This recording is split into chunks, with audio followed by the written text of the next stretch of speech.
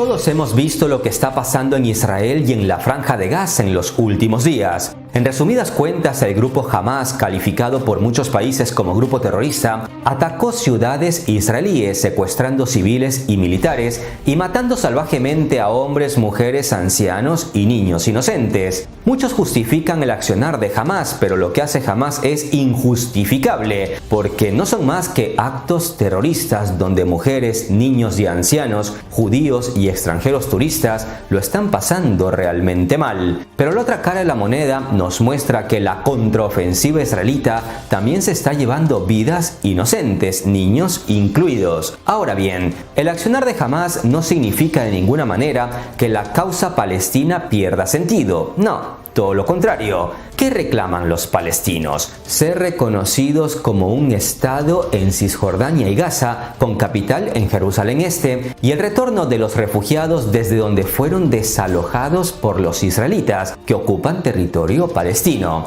Lo que hace Hamas no representa el sentir de todo el pueblo palestino, pero para entender todo este asunto resumamos en pocas palabras qué es Palestina y qué es Israel, porque si no nos volvemos locos en las redes sociales y escribimos zarandeces sin entender el conflicto. La región que hoy conocemos como Israel y Palestina casi siempre desde hace cientos y miles de años estuvo envuelta en conflictos y desestabilización al ser conquistada por algún reinado como los asirios o babilonios o algún imperio como el imperio persa, el romano, el otomano o el británico. Se cree que es justamente hace unos 2000 años durante el imperio romano, ya sabemos la grandeza que tuvo este imperio, es cuando los judíos se dispersan por toda Europa y medio mundo. Pero los judíos estaban condenados a sufrir porque allá donde llegaban también podían ser perseguidos y condenados al exilio. ¿Por qué se persiguió tanto a los judíos a lo largo de la historia? Algunos historiadores creen que el carácter monoteísta de la religión judía los llevó a ponerse en contra con otras civilizaciones con distintos y variados dioses, y con la aparición del cristianismo se presentó a los judíos como los responsables de asesinar al verdadero Mesías, motivos más que suficientes para perseguirlos y expulsarlos. Y como Europa se cristianizó, ya se imaginarán ustedes el cariño que les tenían. En resumen, los judíos desde hace cientos de años y en distintas etapas de la historia, bien sea antes de Cristo o después de Cristo, los judíos se vieron obligados a huir de este territorio al que llaman Tierra Santa. Esta dispersión de judíos por el mundo los convirtió en una minoría religiosa y cultural en numerosos países del mundo, y con el tiempo perdieron por completo lo que ellos llaman su lugar de origen, la tierra de Israel. Pero esta región que muchos exigen denominar Israel, en la antigüedad no solo estuvo habitada por hebreos, sino por otros reinos, imperios y pueblos antiquísimos como los filisteos, que es precisamente de donde los palestinos actuales dicen proceder. Por eso no se puede decir que estas tierras le pertenecen exclusivamente a los hebreos. Sepan que a inicios de los años 1800 menos de 7000 judíos vivían en lo que hoy es Israel y Palestina, lo que representaba una minoría de menos del 3% de habitantes en estas tierras, porque la mayoría era árabe palestina, hasta que nace el sionismo, un movimiento político que apareció en Europa a finales del siglo XIX, donde intelectuales judíos y con mucho dinero, al ver que no tenían su propio país, empezaron a buscar la forma para crear una nación-estado para judíos y asentarse en un lugar concreto, preferentemente en unas tierras que para algunos es tierra de Israel y para otros es Palestina, porque siempre han considerado estas tierras como el hogar que le arrebataron a lo largo de la historia. Estos judíos europeos millonarios comenzaron a comprar tierras en Palestina y organizaron el retorno de judíos hacia allí. Antes de la Primera Guerra Mundial, para 1914, en estas tierras ya habitaban unos 90.000 judíos, lo que ya representaba el 17% de la población. Es decir, la minoría judía iba creciendo muy rápidamente, pero el punto clave lo tiene la Segunda Guerra Mundial, pues es bien sabido cómo la Alemania nazi de Hitler se ensañó con los judíos, muchos de los cuales alcanzaron a huir a otros países, como mi bisabuelo Albert Einstein a Estados Unidos. mientras que otros miles de judíos iban directamente a Palestina o Tierra de Israel, si lo prefieren, donde, como decía, la comunidad judía iba en aumento. Tras la Segunda Guerra Mundial, el 29 de noviembre de 1947, las Naciones Unidas votaron a favor de dividir el territorio conocido en ese entonces como Palestina en tres partes: un estado judío, un estado para los palestinos y el área dentro y alrededor de Jerusalén, que fue reservada para gobernanza bajo un fideicomiso internacional, ya que Jerusalén tiene un profundo significado religioso para el judaísmo, el cristianismo y el islam, con una rica historia de más de 7000 años. El plan de la ONU dio tanto a judíos como a palestinos la misma cantidad de territorio. En teoría deberían estar todos contentos, pero este no fue el caso, pues los israelitas querían más tierra y los palestinos siempre han pensado que la ONU les quitó mucho territorio donde muchos de ellos ya tenían su hogar desde hace muchas décadas. El nuevo Estado de Israel aceptó públicamente la partición de la ONU, pero en privado se prepararon para la guerra. Después de todo, para ellos ese territorio históricamente les pertenece. Para los palestinos, cualquier partición era inaceptable y nunca estuvieron de acuerdo. Y efectivamente, en 1948 estalló la primera guerra árabe-israelí, donde unos 700.000 palestinos fueron desalojados de sus hogares, creando una crisis de refugiados que aún no se ha resuelto. Todo empezó cuando tropas egipcias, iraquíes, libanesas, sirias y transjordanas, apoyadas por voluntarios libios, sauditas y yemeníes, todos ellos, como intuirán, de creencia islámica, comenzaron la invasión del recién proclamado Estado judío. Lo que ellos no se esperaban es que Israel crearía inmediatamente después de formar un nuevo Estado las Fuerzas de Defensa de Israel, que a día de hoy son una de las fuerzas armadas mejor preparadas del mundo. La IDF, que es como se la conoce, fue creada a partir de unidades preexistentes del ejército británico, con experiencia en combate. El poder militar de Israel, que cuenta con militares bien preparados, así como con una fuerte financiación, no se puede comparar con la fuerza militar palestina.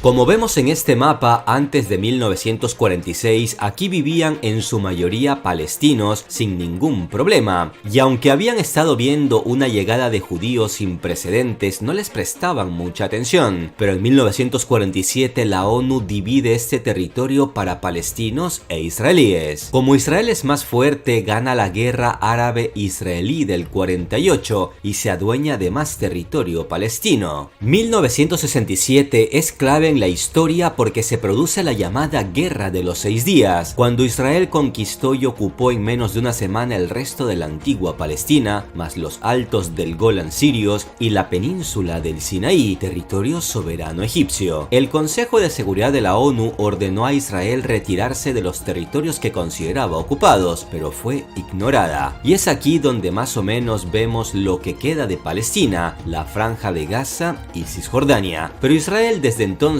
ha llevado campañas para desalojar a los palestinos de Cisjordania. Por eso en el último mapa vemos pequeños trocitos verdes palestinos, porque Israel ha ido desalojando a los palestinos. El problema es que mientras en otros países pueden vivir blancos, mestizos, negros, indígenas y asiáticos, cristianos, musulmanes o de otra religión, todos ellos en paz, en estas tierras parece que judíos y palestinos no pueden vivir en paz bajo un mismo país. Para muchos, el problema radica en el sionismo, que ve a Israel como una tierra solo para judíos, de ahí que le hagan la vida imposible a los palestinos. Hay que destacar que hay judíos que critican el sionismo y desean un país donde se acepten a todos, independientemente de su ascendencia o religión. Pero a estas alturas parece que lo mejor es crear dos estados separados con fronteras que se respeten entre sí. La dureza con la que Israel ha desalojado a los palestinos de sus hogares, maltratando a mujeres y niños, ha sido documentada por organizaciones como Human Rights Watch o la misma ONU. De la misma forma se han documentado ataques terroristas por parte de grupos palestinos. ¿Cuál es la solución al conflicto? Pues para muchos es obvio. Lo primero que hay que hacer es establecer el Estado de Palestina y que toda la comunidad internacional lo reconozca. Actualmente 139 países reconocen a Palestina como Estado. ¿Quién no lo reconoce? Pues obviamente Israel, Estados Unidos y muchos compadres de estos como Canadá, Australia y media Europa occidental. Una vez que el Estado de Palestina sea reconocido con fronteras claras, hay que obligar a Israel a abandonar las tierras palestinas ocupadas, especialmente de Cisjordania. El punto complicado de esta división sería Jerusalén, ciudad santa que reclaman tanto judíos como palestinos musulmanes. Los palestinos deben entender que esta tierra históricamente también ha pertenecido a los judíos, y los judíos deben entender que esas tierras también le pertenecen a los palestinos. ¿Cuál es el problema? El problema es que Israel no quiere aceptar la creación de un Estado palestino, ni ceder los territorios que les han usurpado a los palestinos. Y el problema es que Hamás se ha convertido en un grupo terrorista que está desatando el caos en esta región. Debemos condenar a Hamás por el asesinato de civiles inocentes y debemos condenar a Israel por el abuso militar y judicial contra civiles palestinos. Es imperativo reconocer ya el Estado de Palestina. Ese no reconocimiento es lo que ha provocado lo que estamos viendo en Israel en los últimos días. Si no se toman medidas, el asunto va a empeorar. Aparte de Hamás, que opera desde la Franja de Gaza, existe un grupo libanés al norte de Israel llamado Hezbollah, que apoya a Hamás y ya está entrando en acción en esta guerra. Y si Irán y Siria, además del Líbano y hasta Egipto, se suman a la guerra contra Israel, Oriente Medio se convertirá en una carnicería. Estados Unidos ya envió un portaaviones y todo parece indicar que estamos ante el inicio de algo mucho más grande. El alto representante de la Unión Europea para Asuntos Exteriores, Josep Borrell, ha hecho unas declaraciones inesperadas, pues está muy en desacuerdo con Israel en el sentido que Israel está metiendo en el mismo saco a los terroristas de Hamás con los millones de civiles inocentes que viven en la Franja de Gaza, a los que se está masacrando. Sepan que la Franja de Gaza es considerada por muchos como la cárcel a cielo abierto más grande del mundo, pues Israel los tiene atrapados ahí desde hace años, entre el mar y un muro. Solo pueden entrar y salir por dos portones ubicados a ambos extremos, y el paso es limitado. No pueden comprar ni vender sus productos al exterior, no pueden pescar a más de 3 millas de la costa, y por si esto fuera poco, Israel limita constantemente el ingreso de alimentos, medicinas y cualquier ayuda humanitaria. Es un bloqueo inhumano que dura años. Y ahora, en medio de la guerra que acaba de iniciar, Israel ha prohibido el acceso de alimentos, agua y medicamentos, con lo que creará una crisis humanitaria sin precedentes en un pequeño territorio donde viven pobremente y bloqueados por Israel 2.300.000 personas. Escuchemos lo que dijo el alto representante europeo. We insist that this has to be done according with humanitarian law, but the fact is that at that moment the casualties in Gaza are also increasing. 150,000 people are internally displaced, and the humanitarian situation is dire. Israel has the right to defend, but it has to be done accordingly with international law, humanitarian law. And some decisions are counter this international law. Palestinian Authority is our partner. We don't deal with Hamas, but yes, we support and we deal and we work together with the Palestinian Authority. And not all the Palestinian people are terrorists.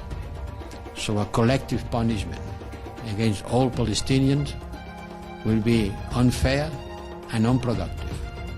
It will be against our interest and against the interest of the peace. Muchos de ustedes conocen mejor que yo la historia de esta región, además de que es un tema del que ya hablamos en un video anterior con más detalles de impacto. Les dejo el enlace por si quieren ver la historia con más detalles. Si en algo me he equivocado, pueden hacer las correcciones necesarias en los comentarios. Como saben, yo evito hablar de conflictos y me meto más en temas de impacto económico. Así que me pondré en ello porque esto sin duda nos afectará a todos. Un abrazo de paz y esperanza a todos. Hasta la próxima.